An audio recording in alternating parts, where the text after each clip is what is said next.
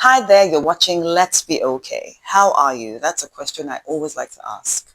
I hope you're doing okay. A brother of mine once said, some days will be better. So it doesn't matter how you're feeling today or how you felt yesterday or how good yesterday was and how bad today is. The important thing is that, we keep our heads up and we keep going. So today we'll be talking about the ideal self and the real self. And the question you'd ask is why? What's the big deal about the real self and the ideal self? The real self is who you are right now, your attributes, your values, your personality. Your ideal self is a projection of who you want to be. Now, the important thing is, of course, it's obvious growth. We all want to grow. We're pursuing growth in different areas of our life, in your career, in your business, and the things you're passionate about. But one thing we must not neglect is who we are. And like I said, the ideal self is who you want to be. That definition of who you want to be is a goal that, helps to set us on the journey, on the tangent or the trajectory that we want to go in life. One other reason why it's important to have, a projection of your ideal self is because once you have an ideal self, who you want to be versus who you are, and you begin to bring them into alignment, that's when your real self and your ideal self begin to come into alignment. You find that you become more self-confident. You begin to value yourself more. So there is more healthy self-esteem. All of this is just geared towards ensuring that we are at a better place in life. An ideal self is, like I said, a projection of who you want to be. So who are you right now? I know that, of course, the people that we are now are not perfect people. Even your ideal self is a projection of, that perfect personality or, the values that you want to have. It's achievable. I'd said before in our previous podcast that we should, carry out this exercise. Define, articulate who you are right now, who your real self is, your values, your personality, your traits. Who are you right now? And then also pencil down who you want to be. What traits do you want in your life? What are the values that you would like to have? What personality do you not have now that you would like to see in your life as you, journey along? I believe this helps you grow. This helps you define your life's journey, where you are headed, and how to get there. It helps you live a more robust life. If, for example, you value family, you will not take a job that takes you away from family because you know that family is important to you. If you value integrity, for example, you will do everything you can to stay true to the things you believe. Defining who you are and who you want to be are very essential tools for life. They help you as you journey through to achieving what you want to achieve. Now, the thing is, once you define who you want to be, this ideal self, and you're working towards it, it's a process. I always talk about the process. Lately, I found myself being more reactive than proactive. That is, reactive is my real self now.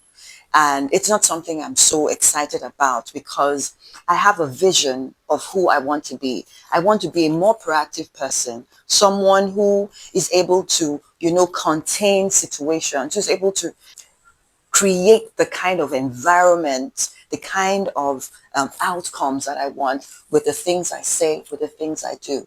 But right now, that's not the case. Sometimes I am proactive and sometimes I am reactive. The last couple of weeks, I found myself in lots of scenarios where I was more reactive. Being in a situation where I'm not really being that person I want to be can put pressure sometimes on us. So there were times I'd sit back and I'm feeling bad.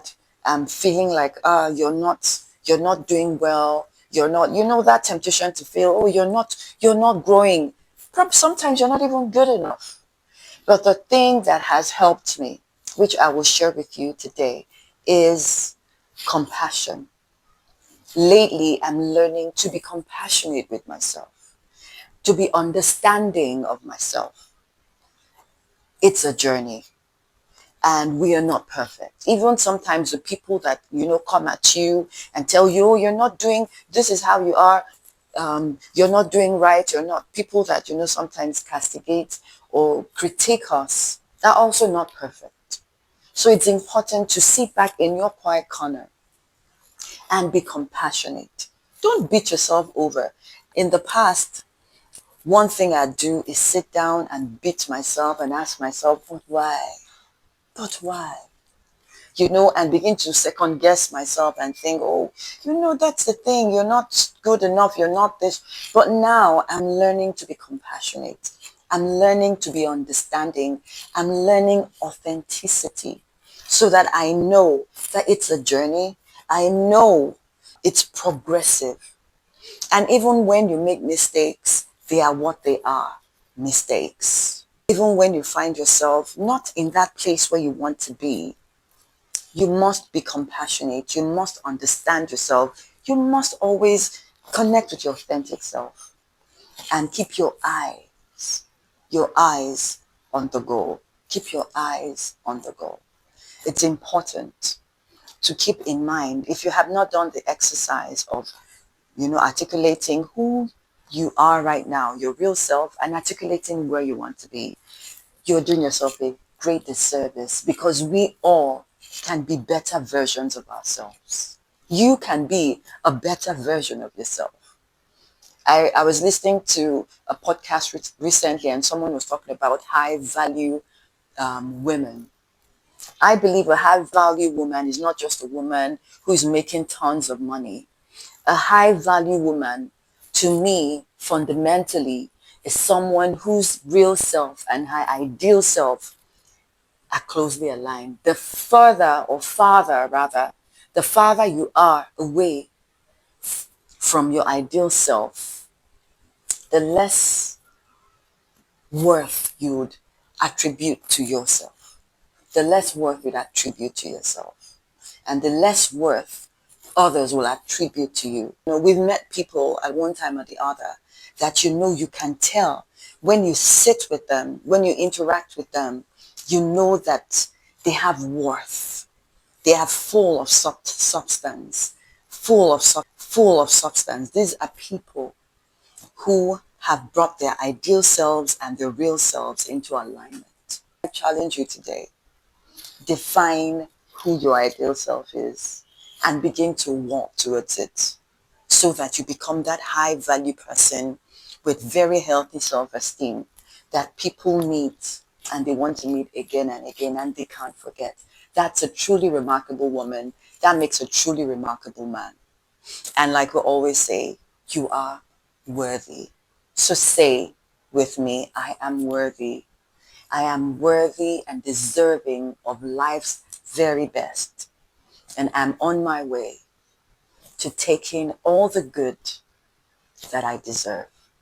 Have a lovely day and hope to see you soon on my next podcast.